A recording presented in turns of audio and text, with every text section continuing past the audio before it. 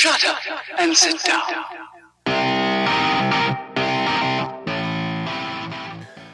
88 Mile Per Hour Universe, what's up? It's Eric. I am down here in the 88 Mile Per Hour studios in Florida. Once again, joined by my co-star, Hans Stuck, the German Shepherd, who is right about, he's right down there right now.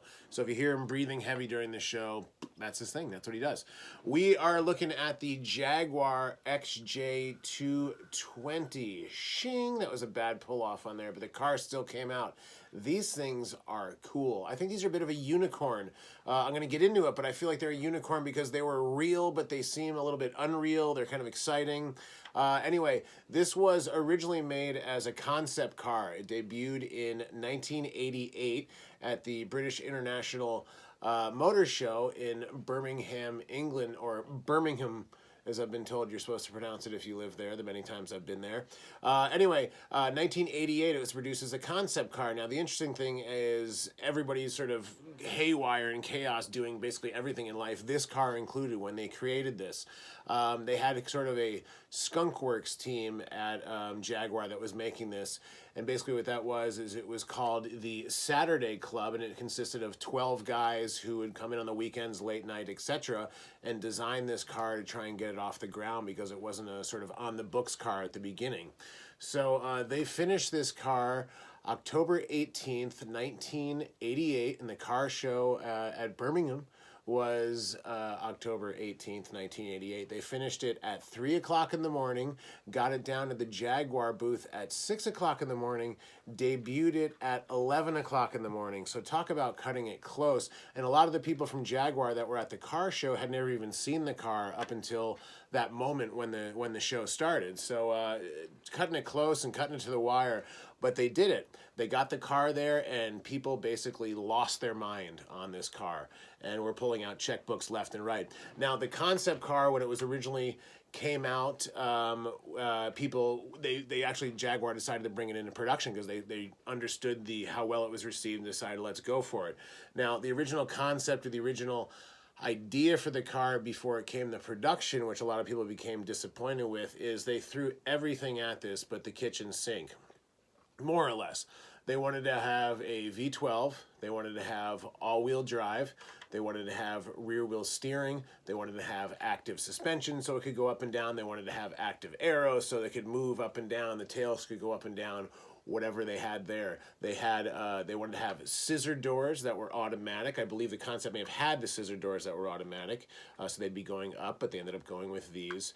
So they came up with pretty much everything idea-wise for this car, and once it came into production, trying to get all these logistics together was a bit of a nightmare, and trying to figure out, the transmission with the all-wheel drive, with a mid-engine car.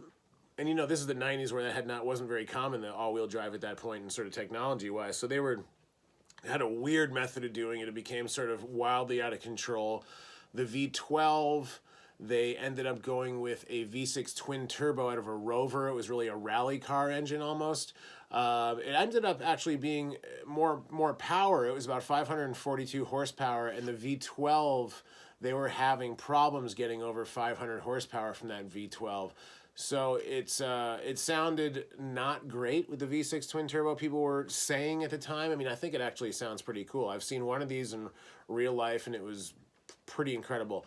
But the V12, there was the nostalgia, and people really wanted the V12 because it's a supercar. And if it didn't have a V12, a V10, or even a V8, but it had a V6, people got really turned off by it. So when this car was coming out, it was produced from 1992 to 94. It debuted in 91 saying, hey, this is the production car that we're going to come out with.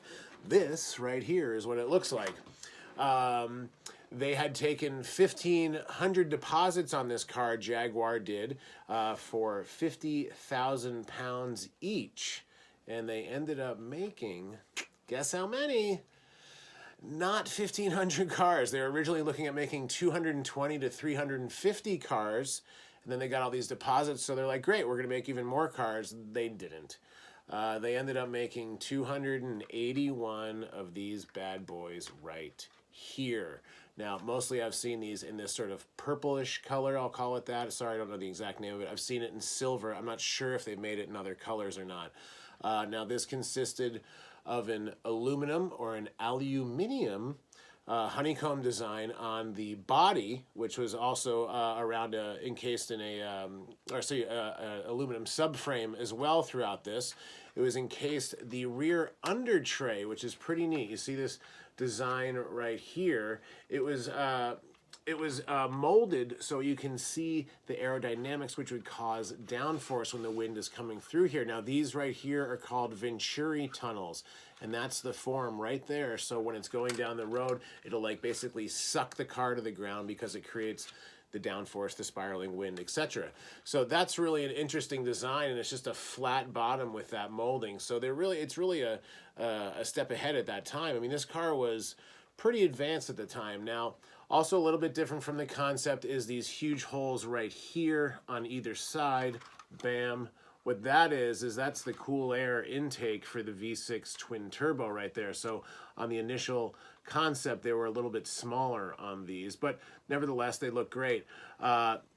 Single nut cap on these, on the rims, 18-inch in the back, I believe 17-inch in the back, in the front. I'm sorry, I want to say 245, 55, 17, and oh gosh, 365, 55 18s in the back. It was something like that. Now, the interesting thing about these tires were that they were bespoke, one off by Bridgestone. So these were the only tires that were available, was basically what you got in the car. Now, of course, if you were driving the car at that time, you could have gotten the tires replaced had you burned through them.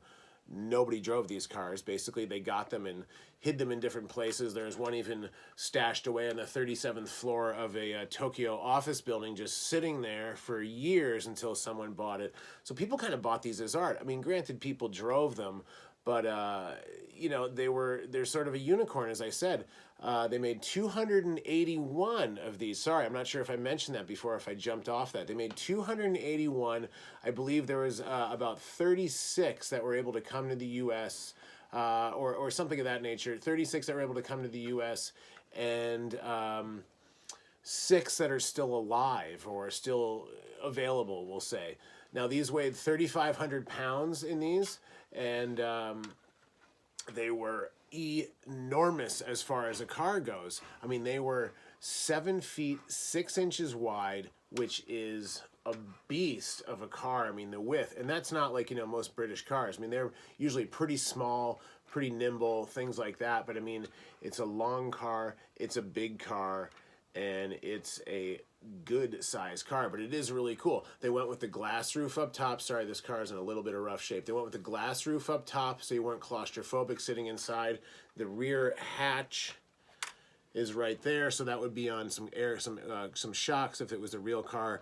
Looks right in there. So there's plenty of room in there where a V12 once lived, or could have lived, we'll say. But now you got the V6 with the twin turbo, plenty of room. It's in there. They were able to shorten the wheelbase on these as well from the concept of the production once they got rid of the V12 and went with the 6. A little bit more space, things like that. So they had that spot. Now, it was called the 220 because it was the estimated miles per hour that this could go up to.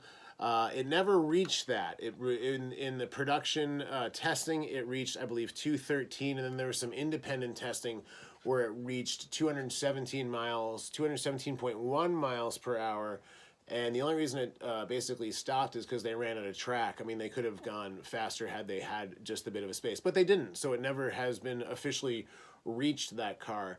Now, as I said with the deposits, a lot of people just bailed on this car. There were some of the financial woes of that era, things like that. But a lot of people were disappointed. A lot of people just didn't want the car once it sort of changed what it was supposed to be and what it came to be. Emissions, things like that were different reasons, but mostly a lot of the economy downturn. But I think a lot of people were just maybe disappointed. And the reality is this thing is awesome, and it's definitely not a disappointment with that V6 twin turbo. Coming out of a rally car, 0 to 60 in this is 3.7 seconds. And back in 91, that kind of 542 horsepower, 3.7 seconds, that thing's ridiculous. It held the Nürburgring record for 10 years that nobody caught. It also had the world's fastest car record, top speed for a handful of years until the McLaren F1 came along. So, I mean, it's a real deal car. Even nowadays, I mean, it's still at 217. It's still up there in probably top 10 fastest cars of all time. Production cars, we'll say, of all time.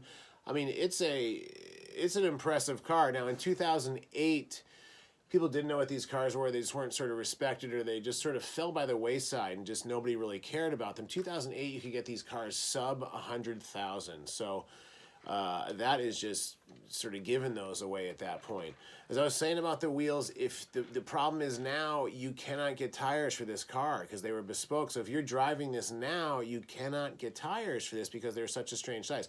Now, possibly, I'm sure you could, just the way technology's gone, you get them custom made, etc. But you're never going to find one, quote unquote, off the shelf. They're in storage anywhere because they just didn't exist. I mean, it's a really, really unique car. I mean, the interior, I know a lot of people bagged on it when it was created. The interior, I think, is pretty cool. The driver's side is neat. You'll have the gauges right here built into the door, if you can see that. The gauge cluster sort of wraps around.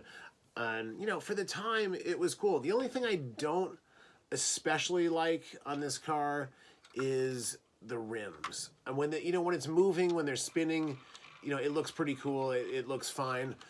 When they're just sitting there, I get it. I get where they're going. I get the look. It's just a little bit off for me. Not ideal. I do like the single big lug nut in the center. That's always a cool feature on these cars. But I don't know. I wanted to share this one with you. I think it's a neat car. I'm glad we got to talk about it. Check out our other shows. We'll have some more of these coming along. We got a new show coming up with best and worst cars. We have our regular show with Kevin. We got our car spotting, all that stuff. Check out visualbabble.com for our t-shirt sponsors. Check myself out at ericnones.com. 88 mile per hour baby. Excuse me, not ericnones.com. Eric Nones on Instagram is my handle there, and the show's handle is 88 MPH baby on Instagram. You can check us out there. But like and subscribe to the show. Thanks very much for watching. We'll come at you with some new ideas, some new things. Most of all, some new cars. That's the biggest gig right there. For myself, Hans Stuck. He's just laying there. He's not doing much. For us, we'll see you next time. Thanks for watching. Take care.